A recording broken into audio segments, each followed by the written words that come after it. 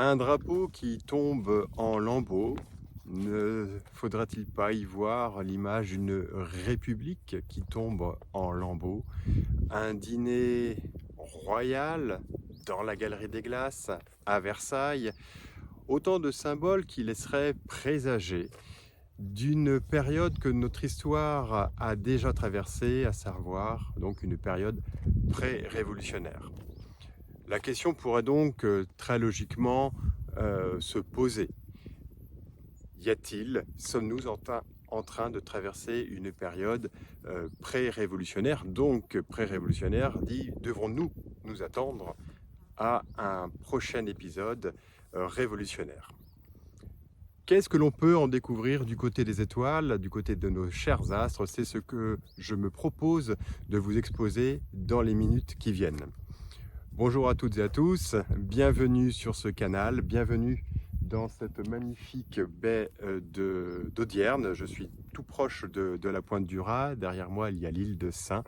La journée s'annonce magnifique et autant en profiter tant effectivement le ciel des mois à venir s'annonce pour le moins tonique.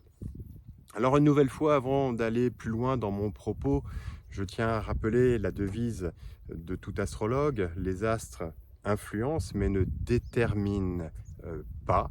Donc il ne s'agit nullement de prophétiser quoi que ce soit, mais bien pour nous de donner un peu le tempo, le rythme qu'impriment les astres dans notre ciel, puisqu'il semblerait qu'effectivement ce qui se passe là-haut a une influence ici-bas.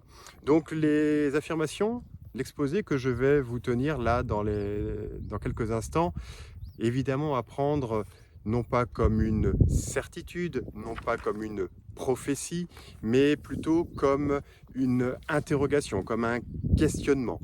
Car prédire les événements, prédire une date, prédire la nature des 10 événements ne saurait rien apporter de bon, si ce n'est éventuellement qu'une façon de se préparer ou de s'habiller à la manière d'un météorologue qui vous annonce le temps. Demain, il va faire une tempête, alors peut-être qu'il serait judicieux, raisonnable, de ne pas aller faire une sieste sous un arbre ou une promenade en pleine forêt. Voilà. Ceci étant dit, les précautions d'usage étant faites, je me permets donc maintenant de rentrer dans le vif de mon propos. Oui, effectivement, les symboles sont en train de parler et d'aucun n'aura pas été surpris de pouvoir les assimiler à des temps déjà vus, des temps déjà vécus. Effectivement, le dîner du roi, des rois, enfin en tout cas l'un d'entre eux n'en est que l'anagramme, des monarques, a de quoi interroger, tandis que le drapeau de la République était en train de tomber en lambeaux sous l'Arc de Triomphe. Alors du côté des étoiles, effectivement, la question d'une période pré-révolutionnaire n'est pas insensée. En fait, nous attendons tous, quand je dis nous, je parle des astrologues, le prochain événement, la prochaine grande configuration céleste qui aura lieu au printemps prochain, le 21 avril très exactement, à savoir la conjonction entre deux grosses planètes de notre système solaire, deux grosses planètes collectives. Il s'agit de Jupiter, la très grosse, l'énorme Jupiter, qui va se retrouver en conjonction de la planète des révolutions proprement dites, à savoir Uranus. Cette conjonction va avoir lieu à la fin du signe du Taureau. Et effectivement, quand on sait que Jupiter a un effet d'amplificateur, elle va donc amplifier la qualité de la planète à laquelle elle va s'adjoindre au cours du printemps prochain, donc à savoir amplifier les qualités de révolte ou d'individualisme, bien sûr, parce que Uranus, ça n'est pas que la révolution, c'est tout un tas de choses. On pourra citer bien naturellement tout ce qui concerne l'individualisation, l'affirmation de l'individualité, le progrès aussi. Et bien donc Jupiter va jouer cette caisse de résonance, va amplifier ce mouvement uranien. Il faudra aussi noter qu'au cours de notre histoire, quand on parle de l'histoire des cycles, et quand on peut les associer à des événements historiques, eh bien on s'apercevra que Jupiter et Uranus ont toujours été, ou quasiment toujours été, de la partie, ont toujours dialogué ensemble au moment des épisodes révolutionnaires. J'en veux pour preuve. Je vais vous citer évidemment les 3 révolutions que la France a connues dans son histoire contemporaine. À commencer par la première, celle que tout le monde connaît, 1789. Tenez, j'en ai fait une impression. Je vous ai sorti une carte ici. Donc, qu'est-ce que l'on peut noter sur ce ciel? Je vais vous montrer les petits détails. Je ne sais pas si la caméra va se passer, mais on pourra noter, ici je l'approche, une conjonction entre Jupiter et Uranus qui a eu lieu dans le signe du Lion, donc au moment de la Révolution française et très exactement le 14 juillet. Conjonction Jupiter-Uranus dans un signe fixe qui plus est, au même titre que celle que nous allons vivre au printemps prochain dans le signe du Taureau qui est un autre signe fixe. La qualité fixe du signe n'est pas très rassurante au sens où elle exprime une forme de détermination, de jusqu'au boutisme. Que ce soit le lion ou le taureau, ils ont ça en commun. C'est le fait de pouvoir aller jusqu'au bout de leurs idées. Deuxième révolution française, celle que l'on a appelée, qui est plus connue dans l'histoire sous le nom des Trois Glorieuses. Elle a eu lieu également en été, en juillet de l'année 1830. C'est cette révolution qui a vu le renversement du roi Charles X, le frère de Louis XVI, donc, et qui a mis fin à la branche aînée des Bourbons, pour mettre en place la branche cadette, la branche d'Orléans, avec le roi des Français, non pas le roi de France, mais le roi des Français, le roi Louis-Philippe, qui a instauré une forme de monarchie constitutionnelle. La révolution des Trois Glorieuses, je vous la montre.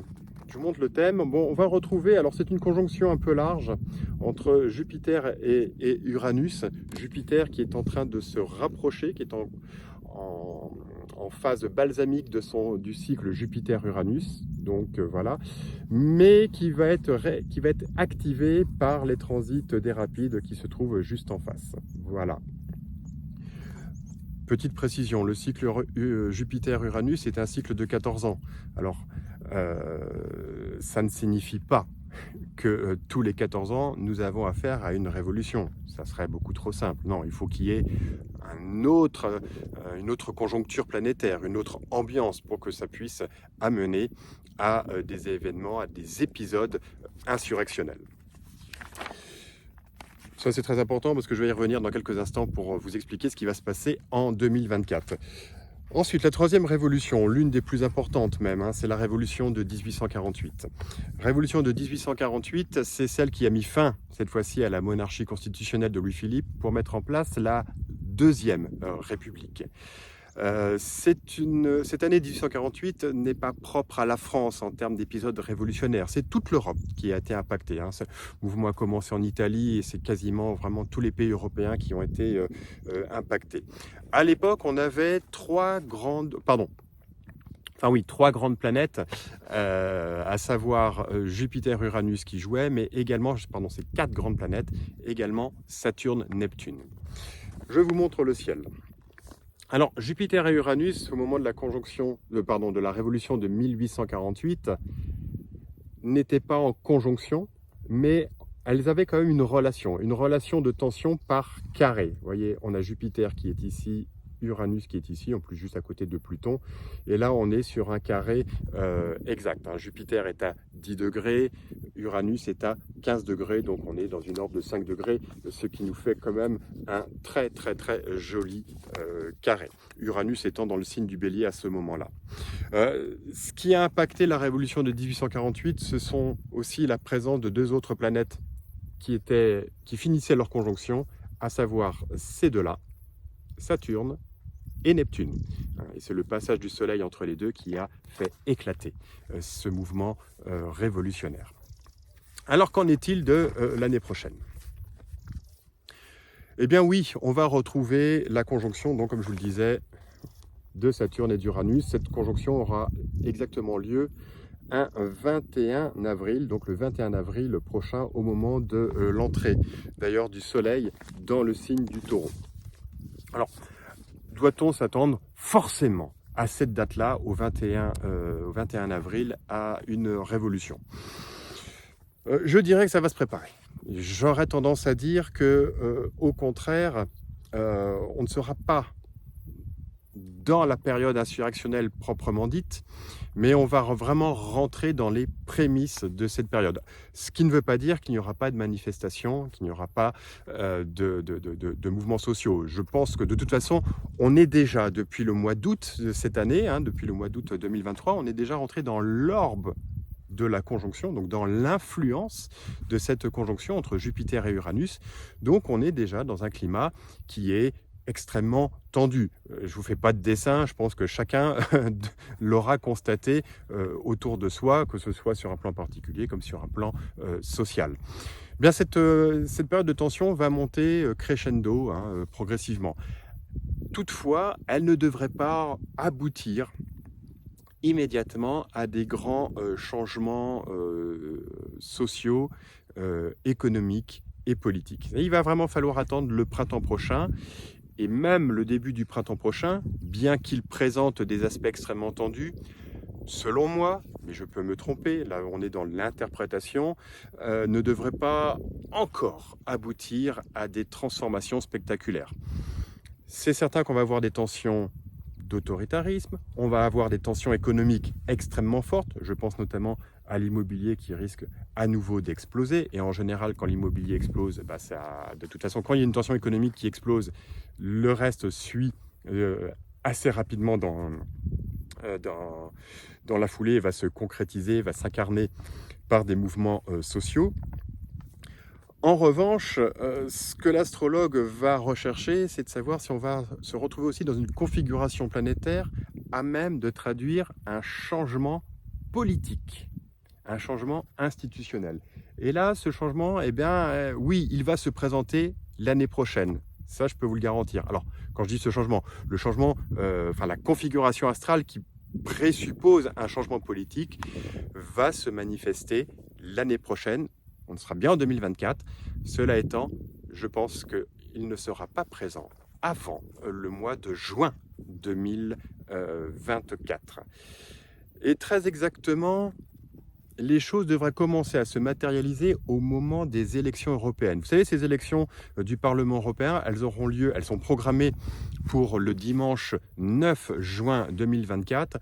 Je peux vous dire que quand un astrologue regarde le ciel de ce 9 juin, c'était peut-être pas la date qu'il fallait choisir pour tenir des élections. Qu'est-ce que je peux vous en dire de ces élections européennes ? Oui, elles vont avoir lieu, ça c'est indéniable, le mouvement est là. Par contre, le résultat de ces élections pourrait ne pas plaire. Alors je dis bien, vous remarquez bien que j'emploie le conditionnel, tant effectivement je ne suis pas un prophète. Je vous parle de ce que je peux en tirer comme information, comme enseignement à partir du ciel. Donc ces élections européennes vont se dérouler dans un climat astral qui n'est pas bon pour qu'elles se déroulent dans une forme consensuelle, dans une forme conventionnelle, dans une forme de sérénité. Qu'est-ce que je pourrais en traduire ? Elles auront lieu. La tension qui risque d'arriver, c'est que déjà des irrégularités ou de la fraude pourraient être exprimées. Mais je pense également au fait qu'on devrait, selon toute logique, selon toute vraisemblance, assister à une poussée des partis extrémistes, dont le Front National, le Front, je ne sais plus comment il s'appelle, enfin bon, peu importe. Une montée des extrêmes. Ce qui ne va pas plaire, ça ne plaira à personne en fait. Ça ne plaira ni dans un sens ni dans l'autre. Et ces élections risquent de générer une insatisfaction globale en Europe. D'autant qu'au moment du 9 juin, au moment des élections, non seulement on sera dans l'orbe, dans l'influence de cette conjonction Jupiter-Uranus dont je viens de vous parler, mais également on va rentrer pour la première fois dans l'orbe de la conjonction Neptune. Alors Saturne-Neptune, c'est un cycle de 36 ans. La dernière fois que ça a eu lieu, c'était en 1989, c'était au moment de l'effondrement du bloc soviétique. Cette conjonction va donc se reformer, mais plutôt début 2026. Cela étant, l'influence va commencer à se faire sentir dès ce mois de juin 2024. Et Saturne-Neptune est évidemment lié à l'histoire de toutes les révolutions populaire et prolétarienne. C'est notamment elle qui matérialise, qui a rythmé la vie politique de la Russie. Depuis la révolution de 1917, au moment d'une conjonction entre ces deux planètes, jusqu'à son effondrement, la fin de Staline en 1953 avec une autre conjonction, et puis l'effondrement du bloc soviétique en 1989 au cours de la dernière conjonction, donc entre Saturne et Neptune. Ça signifie donc, comprenez bien le sens de mon propos, c'est que au mois de juin 2024, nous avons les 4 planètes qui sont propices à des mouvements insurrectionnels et révolutionnaires qui vont se retrouver en orbe de tension. Donc la conjonction Jupiter-Uranus suivie de la formation de la prochaine conjonction entre Saturne et Neptune. Après, il s'agit de regarder ce qui va se passer au niveau des planètes rapides pour comprendre que, effectivement, tout peut exploser à ce moment-là. Quand je parle de tout, alors évidemment, il n'est pas dans mon travail, ni même dans mon devoir de vous expliquer la nature des événements. C'est une ambiance globale. Simplement, entre des élections européennes qui risquent d'être un peu compliquées, entre une crise économique qui risque d'amener des mécontentements qui vont s'exprimer de plus en plus dans la rue, entre des banlieues qui vont certainement à nouveau s'enflammer, il nous manque plus que l'aspect institutionnel pour pouvoir prétendre que des choses vont se passer en 2024. Or, cet aspect institutionnel, s'il n'était pas présent en 2023, je vous l'avais largement exposé, on va le retrouver présent à partir de juin. Globalement, la période critique, ça va être du solstice d'été jusqu'à l'équinoxe d'automne. Et même après, on va continuer à avoir des éléments. On va donc se retrouver dans une situation où tout va devenir complètement incertain. Alors, attention, je ne veux pas chercher à vous donner une forme de crainte. Tiens, j'ai un toutou qui vient me voir. Coucou toi. 2 toutous, il doit y avoir des chasseurs dans le coin. Voilà. C'est juste pour vous dire que le climat se présente au changement. Alors, bien sûr, il y aura 2 attitudes. Il y a ceux qui vont être contents que ça bouge enfin, et puis il y a ceux qui vont être inquiets de la façon dont ça va bouger. Je dirais que dans les 2 cas, il y a des raisons. Donc oui, positivement, les choses devraient changer de manière très profonde, mais oui aussi, ça risque d'être très tonique, très tendu, très rock'n'roll, et c'est là que nous pouvons avoir notre utilité en préparant à cette éventualité d'un événement assez brutal, de sorte de pouvoir tout simplement s'habiller en conséquence. Sachant que de toute façon l'histoire est ainsi faite, l'histoire est faite de cycles, il y a des moments de rupture, comme lorsque la Terre, les plaques tectoniques d'un seul coup rompent et créent un tremblement de terre, et puis après derrière il y a une reconstruction. Donc de toute façon, cette rupture, quelque part, nous l'appelons tous de nos voeux. Oui, elle risque d'être très tendue pendant quelques semaines, voire quelques mois. Par contre, là aussi, je peux vous rassurer de ce côté-là, c'est que une fois que cette rupture aura lieu, tous les ingrédients sont réunis pour que ça redémarre très vite. Donc c'est juste un mauvais moment à passer quelque part. Et puis je dirais que c'est aussi un mauvais moment à passer pour nos chers gouvernements. Donc quelque part, c'est peut-être pas plus mal. Voilà. Qu'est-ce que je peux vous préciser encore ? Cette période de tension qui risque de surgir au mois de juin, eh bien, elle va avoir lieu au moment aussi d'un événement extrêmement important en France, un événement extrêmement médiatique, à savoir, bien sûr, je pense aux Jeux Olympiques. Donc aujourd'hui, compte tenu de ce contexte céleste, je mets un très gros point d'interrogation sur la tenue de ces JO. Je ne peux pas vous dire ce qui va se passer. Est-ce qu'ils vont être annulés? Est-ce qu'ils vont être reportés? Est-ce qu'ils vont démarrer mais être annulés parce qu'il y a des violences dans la rue? Je ne sais pas. Je peux pas vous dire. Mais je mets quand même un très gros point d'interrogation, ce qui aura aussi une manière d'amplifier le résultat d'une potentielle insurrection. Imaginez-vous que la France soit obligée de suspendre ces JO parce qu'elle n'est plus en mesure d'assurer la sécurité et le bon déroulement de ces Jeux Olympiques. Ça va évidemment entraîner, ça va avoir des conséquences assez importantes en matière de diplomatie internationale et puis surtout aussi d'image pour la France. Voilà, donc c'est un petit peu l'exposé que je voulais faire. Donc, retenez bien qu'entre le solstice d'été et l'équinoxe d'automne, ça va bouger, ça va cartonner. Alors, on en arrive à la question. Macron va-t-il partir? C'est extrêmement délicat parce que même en le disant, on peut peut-être influencer. Vous savez, c'est comme dans la physique quantique. Une observation influence sur le déroulement des événements. C'est extrêmement délicat. Je vais prendre les choses de manière un peu plus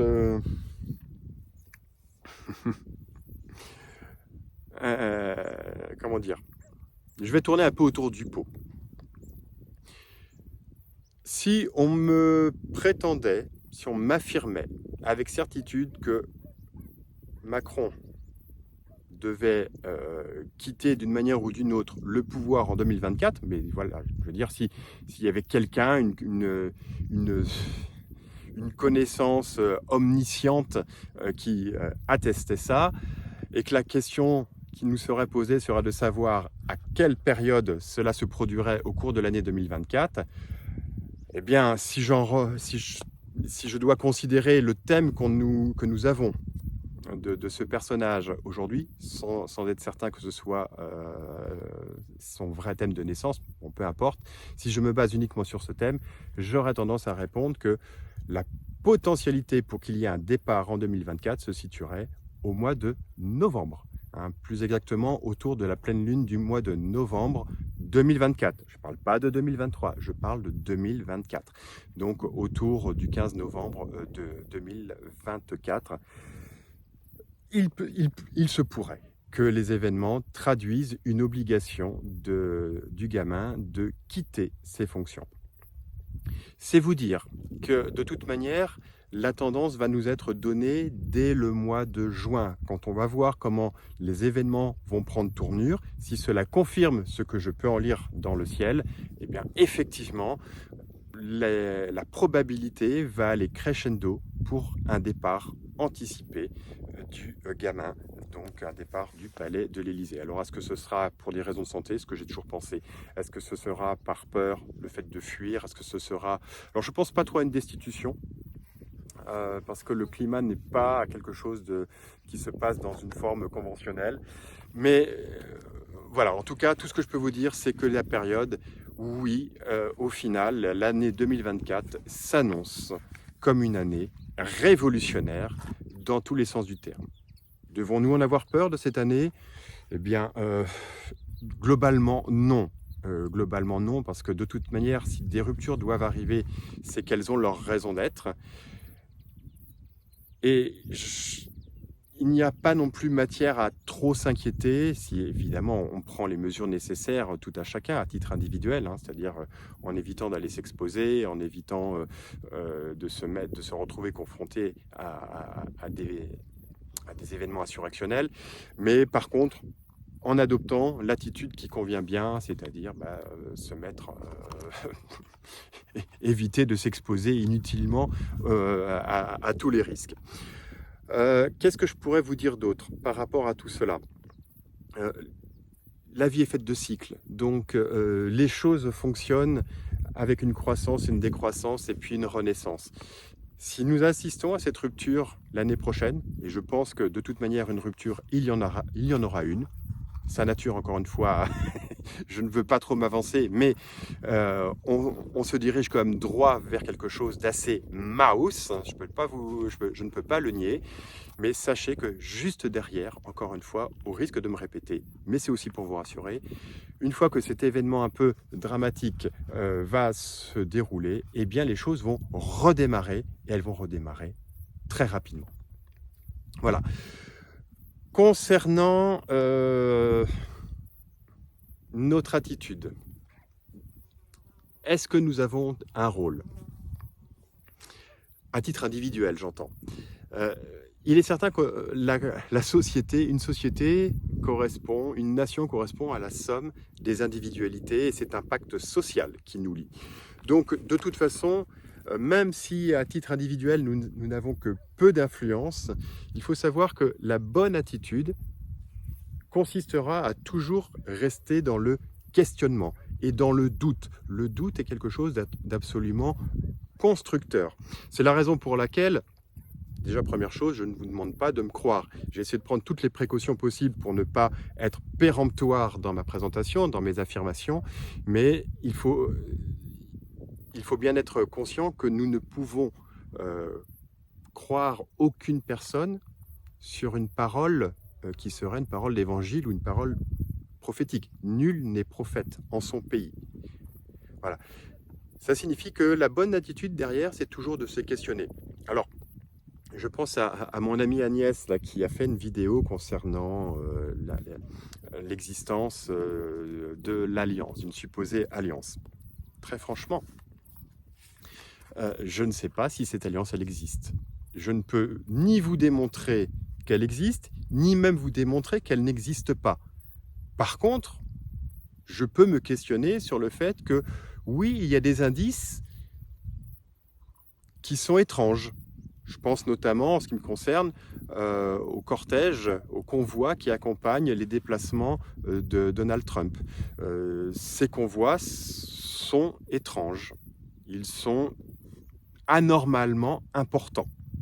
Alors, je ne suis pas un spécialiste de la sécurité présidentielle aux États-Unis, mais il est vrai que quand on voit les déplacements des anciens présidents, que ce soit d'Obama, de Clinton ou autres, on ne voit pas un tel cortège qui accompagne la voiture du président ou de l'ancien président, peu importe, je ne rentre pas dans ce débat-là. Donc, ça, c'est questionnant. Voilà. Bon, je dirais que c'est le seul indice qui me laisserait mettre un point d'interrogation sur l'existence d'une supposée alliance ou alliance militaire, ou quelle que soit la nature de cette alliance.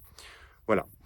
Sur ce, eh bien, je vais vous laisser contempler ce magnifique paysage. Je ne sais pas si vous arrivez à voir l'île de Sein qui est derrière moi. Hein, elle est vraiment juste là, dans le fond. C'est magnifique. On a une très jolie lumière rasante.